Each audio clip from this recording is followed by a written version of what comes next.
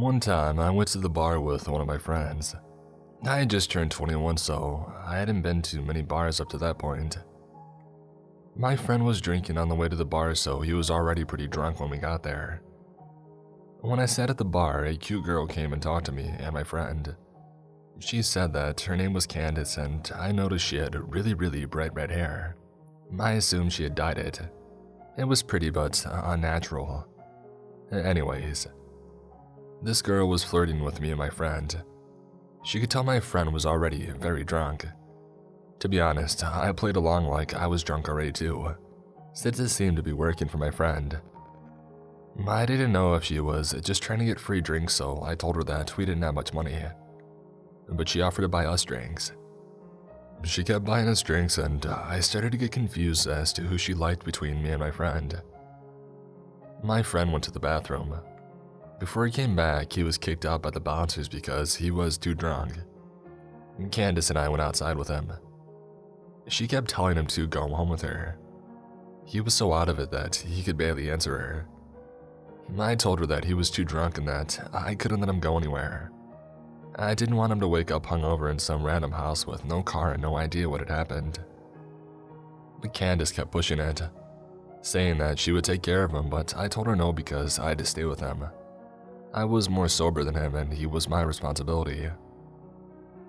I told her the only way that he was going anywhere was if I tagged along. I assumed she thought I was just being jealous, but my friend could barely stand and had lost interest in Candace already at that point.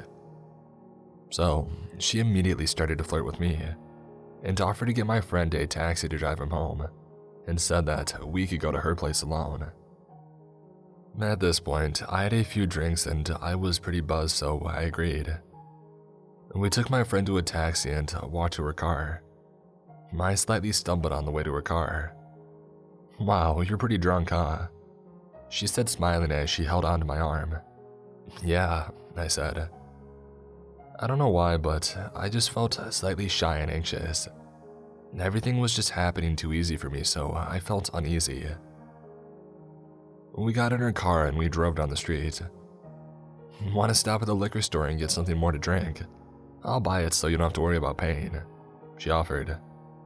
I didn't want to drink any more than I already did. I was already buzzed and wanted to be able to carry myself throughout the rest of the night. Sometimes I made myself look stupid when I'm drunk, so I didn't want to ruin anything with Candace more than I already had when I told her that my friend was already too drunk. I told her that I was already drunk enough, but she insisted. I didn't want to seem lame, so I told her to give me a pint of liquor with some apple juice to chase it. She went in the store and came out with a lot more than just a pint. I assumed that she had wanted to drink more also, so that's why she got a fifth instead of a pint. But on the car ride, we passed the bottle back and forth, but she only took tiny sips. I tried to take tiny sips, but she kept passing me the bottle and telling me to drink. I somehow had managed to drink all of my apple juice and to pretend to drink the bottle by spitting the liquor in the apple juice bottle. I tossed the apple juice bottle full of liquor out the window before she had seen it. I didn't want her to know I was acting drunker than I was, so she actually believed I was sloppy drunk when I was simply buzzed.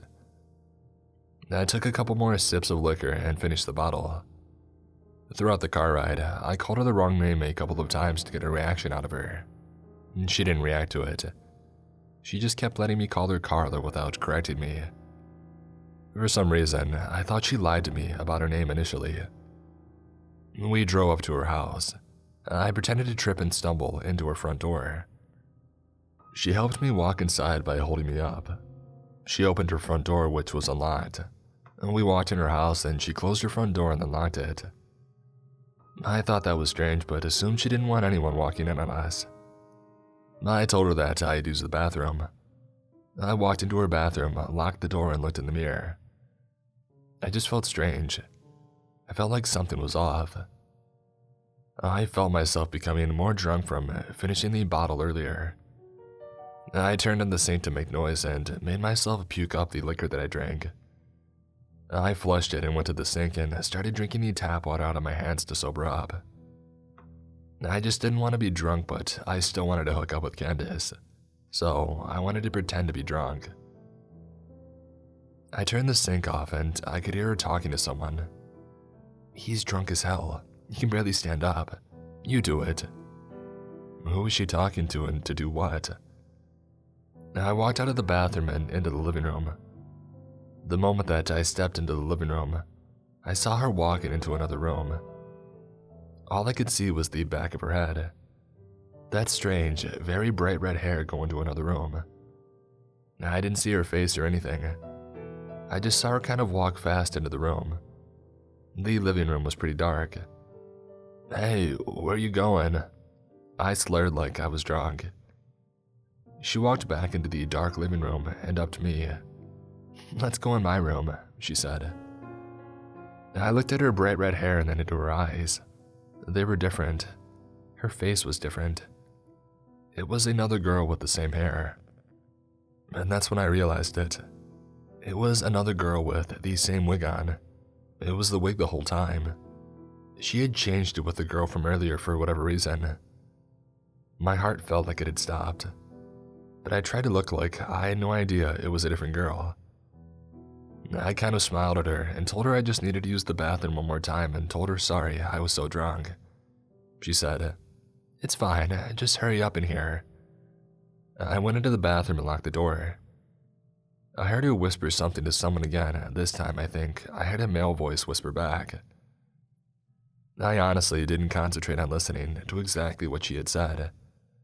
Something sketchy was going on and I had to get out of that house. I opened the bathroom window and jumped straight out of it and ran faster than I have ever ran in my life. I didn't look behind myself or anything. I just ran through the backyard, jumped the fence and ran through someone else's backyard, hit a road and then ran down towards the main road. I kept running down the main road until I saw a CVS and I ran into it and stood straight at the front of the store in front of the camera. I called a taxi and then I went home. I tried to think back on what happened that night. What was she or they planning that night? Why did she tell me a fake name?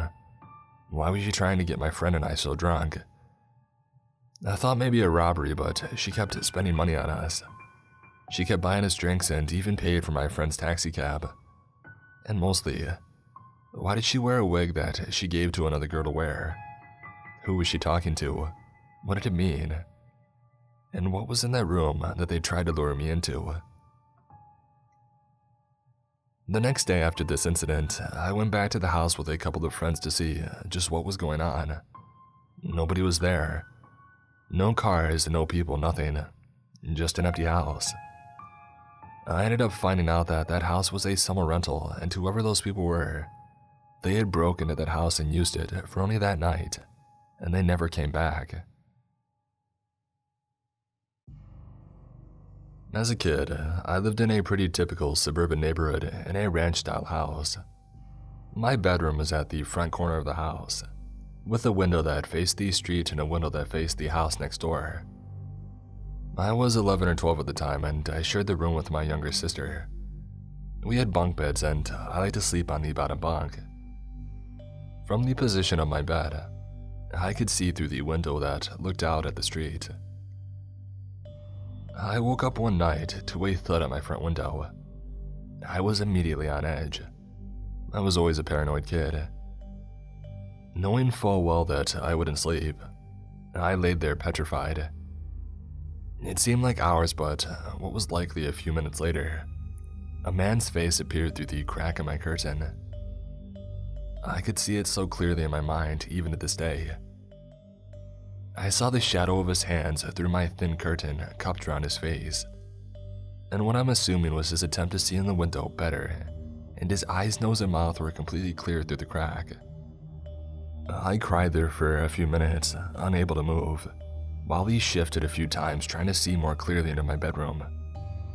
I got the courage to slip out of my bed as quickly and quietly as I could, and I ran into my parents' room to wake up my dad.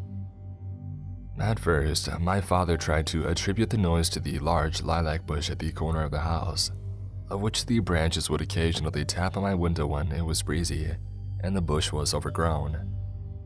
I cried and told him about the man. When he had woke up all the way and realized what I was saying, he leapt from bed and ran outside. The man was nowhere to be seen. My dad told me that it must have been a nightmare, that the window would be too tall for anyone to look in anyway, and he ushered me back to my room. I didn't sleep. The next morning, we realized a planter pot had been pulled over from the front porch to underneath my front window to be stood on.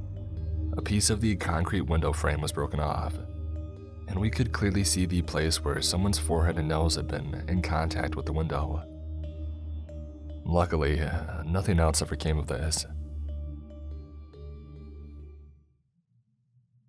Years ago, when I was still a teenager, my friend Justin and I would often go longboarding at night, as my friends and I were quite the night owls.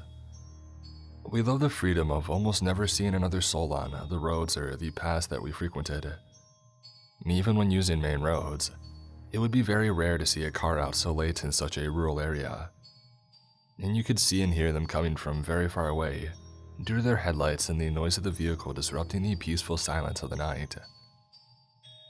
We were really into it at the time, and we would often ride our boards for miles and miles, sometimes not arriving home until the sun was up. One particular night, we decided to ride a few miles away from our usual back roads to take one of our favorite hidden routes. It began with a narrow paved path that was the only piece of land separating two sides of a long lake. It would often sink under due to the rain, and we wanted to seize the opportunity to use it before it rained and went underwater again. It was roughly 2 miles long and was extremely relaxing to ride through due to the scenery. After making it to the end of the lake, we decided to continue moving and turn into a very close path that leads directly into a densely wooded wilderness preservation. As we came up to the first hill, we looked down at the bottom into the blackness. We both noticed what appeared to be a tiny moving ball of dim light down there. It moved so strangely, and it was extremely difficult to make out what it was. Rather than shine our flashlight down, we curiously watched it for a few moments, whispering to each other about what it could possibly be. All at once, that small light turned into multiple blinding lights and extremely loud revving sounds, overwhelming our senses that had become accustomed to the dark and silence. Acting purely on fear, we instantly turned around and ran as fast as we could, hearing yelling and revving gaining behind us. By sheer luck, we had managed to run off path into a very dark, very overgrown hole in the side of a hill overlooking where we had just come from. We decided to hide in the natural dugout of this hill, hoping the plants and darkness would be enough to protect us from whatever was happening out there. We watched our pursuers right up to where we had originally been standing. There were 4 men, 2 on 4-wheelers and 2 on full-sized motorcycles. They were yelling at each other about something, but we couldn't make out what they were saying due to the distance that we had covered. We felt safe enough to whisper very softly to each other and speculated what these people could be. Our first thought was that they might be park rangers of some kind, although we had never seen one here in the many times that we had been through.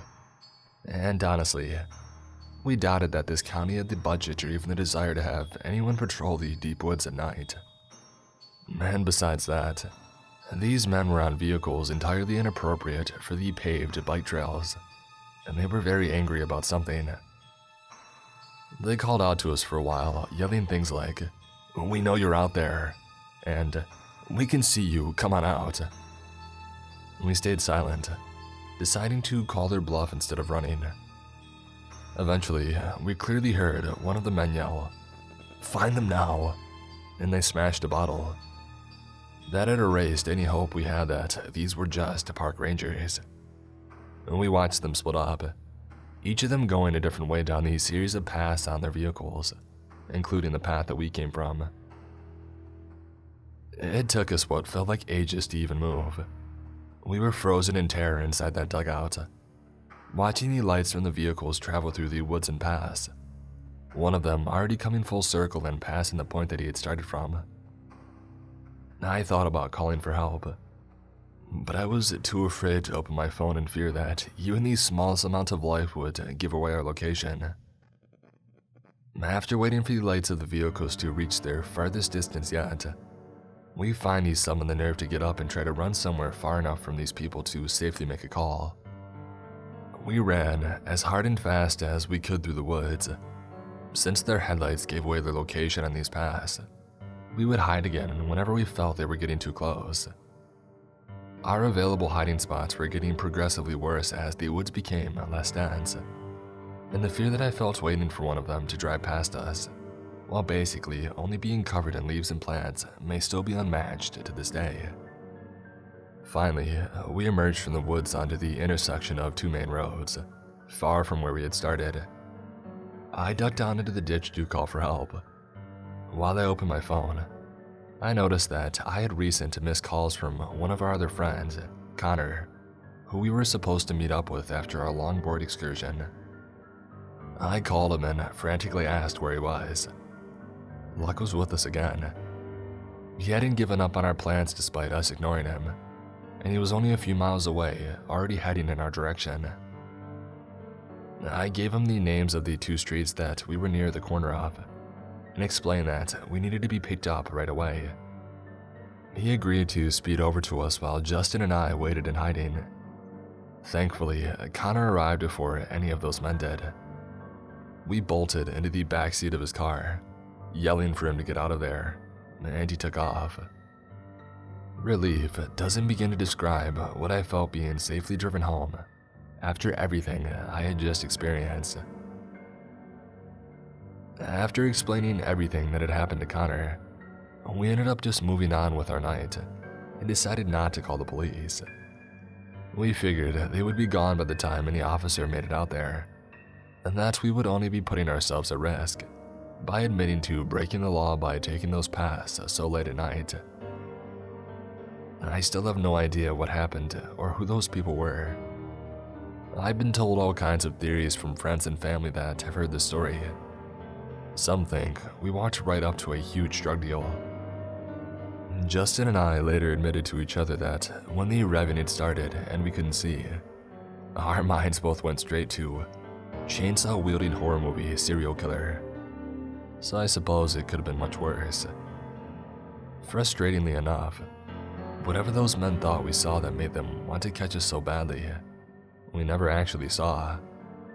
We'll never really know, I suppose.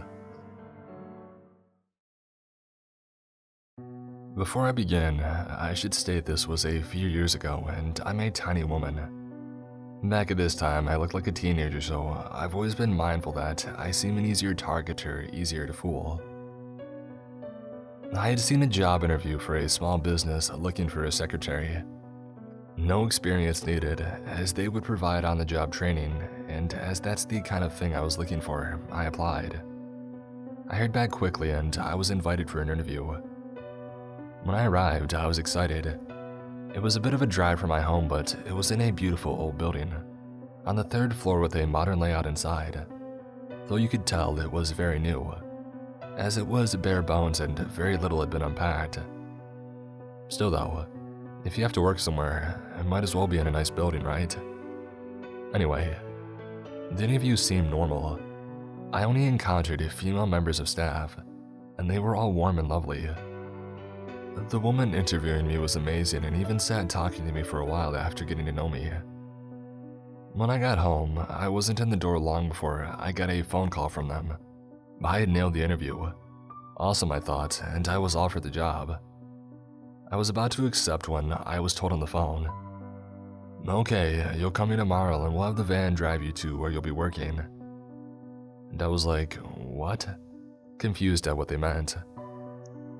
They then told me that I would be meeting with customers on their behalf and talking, selling stuff. I was not comfortable with this, as it wasn't what I was interviewed for, but I gave them the benefit of the doubt. Maybe they had a second position they thought I would fit in better with. It wouldn't be that weird as a new company, and while it wasn't what I was comfortable with, I should hear them out. So I asked more questions, and the woman on the other end of the line was getting more snippy and tense. Gone was the nice friendly woman from earlier, and she would not reveal where I would be going or who I would be meeting. By this point, plenty of red flags were going off, so I declined the offer. For anyone curious about what happened after, I reported this as it seemed very dodgy. But when they were checked in on, the floor was no longer occupied by them. They had apparently just rented it for a week and they were gone.